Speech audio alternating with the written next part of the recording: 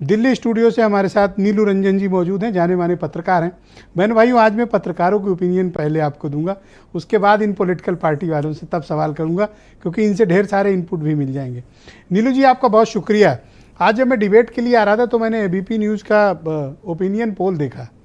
इसके पहले जब लास्ट वीक हम आप डिबेट कर रहे थे तो हम लोग इस बात पर सहमत थे कि तेलंगाना में मुकाबला एक तरफा है, लेकिन वो पोल बता रहा है कि तेलंगाना में कांग्रेस को बढ़त है और कांग्रेस वहाँ सरकार भी बना सकती है।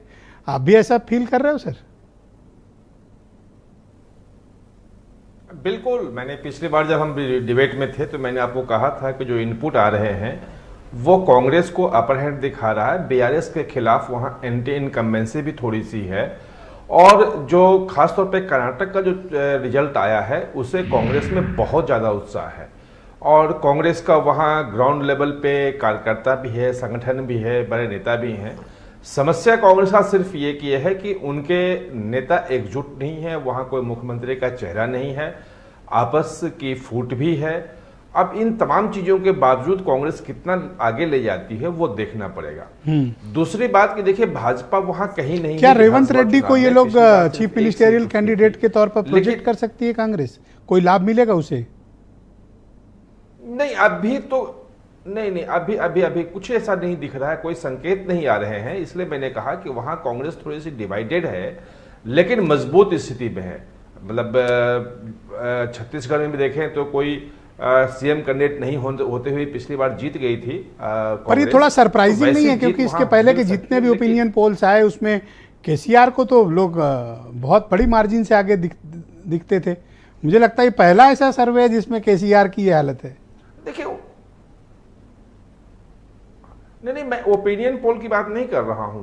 मैं तो वहां से ग्राउंड रिपोर्ट, जो वहां खबरें आ रही हैं, जो वहां के स्थानीय अखबारों में छप रही हैं, और वहां के लोगों से जो हमारी मुलाकात हो रही है, दिल्ली में पत्रकारों से जो वहां के ग्राउंड पे नजर रखते हैं, जो नेताओं से मैं मिल रहा हूं, उसके आधार पर मैं बोल रहा था। पिछली बार मैंने आपको कहा था जी, आपने बोला था, लेकिन बल्कि मेरी थोड़ी डिफरेंट ओपिनियन थी आपसे। हाँ बिल्कुल, पर आज आपकी ओपिनियन मेरे ओपिनियन से ज्यादा करेक्ट है। मैं एक्सेप्ट भी करता हूं सर इसको।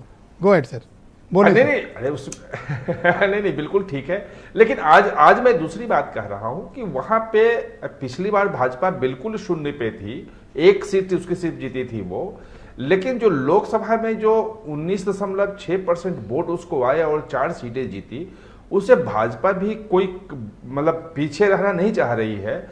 और सुनील बंसल वहां पे, आप जानते ही हैं, उत्तर प्रदेश में लंबे समय रह चुके हैं जी, वो वहां पे डेरा जमाए हुए हैं, और संगठन कमजोर होते हुए भी वो क्या कर सकते हैं कुछ सीटों पे, खासतौर पे शहरी जो सीटें हैं उस पे वो कांग्रेस का खेल बिगाड़। सर, थोड़ा राजस्थान के बारे में भी मैं आपसे चर्चा करना चाह रहा था कि राजस्थान में आज बीजेपी ने वही किया है सूची जारी करके जो उन्होंने मध्य प्रदेश में किया था। मेरे ख्याल से 4 या 5 सांसदों को उन्होंने विधानसभा के चुनाव में उतार दिया है। 7 सांसद, 7 सांसदों को दिया है, और 51 लोगों की सूची है, 51 उम्मीदवारों की। उसमें वसुंधरा का नाम नहीं है, लेकिन जो सूची है उससे क्लियर है, जो 7 सांसद उतारे हैं, कि भाजपा पिछली बार इन सभी जगहों पे, मध्य प्रदेश समेत सभी जगहों पे हार गई थी जी। और उसको चुनाव के, लोकसभा चुनाव के पहले बड़ा मुद्दा विपक्ष ने बनाया था कि भाजपा को हराया जा सकता है।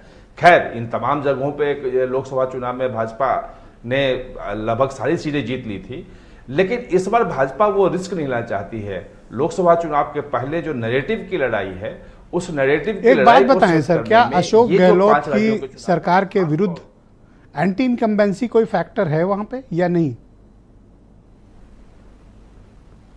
नहीं, मुझे दिख रहा है एंटी इनकम्बेंसी, खासतौर पे लॉ एंड ऑर्डर पे वहां पे एंटी इनकम्बेंसी दिख रहा है, और ज्यादा ही दिख रहा है। और एक दूसरा बात जो है, जो तुष्टिकरण वाला मुद्दा जो भाजपा उठा रही है, वो लोगों को टच कर रहा है। मेरी वहां कई लोगों से बातचीत हो रही है, स्थानीय पत्रकारों से बातचीत हो रही है, तो वो कहीं ना कहीं से ये मुद्दे हैं जो भाजपा उठा रही है। शुक्रिया सर, हमारे साथ जुड़े रहिएगा सर। डिबेट के दूसरे चरण में आपके बाकी विचारों को मैं सम्मिलित करूंगा सर जी।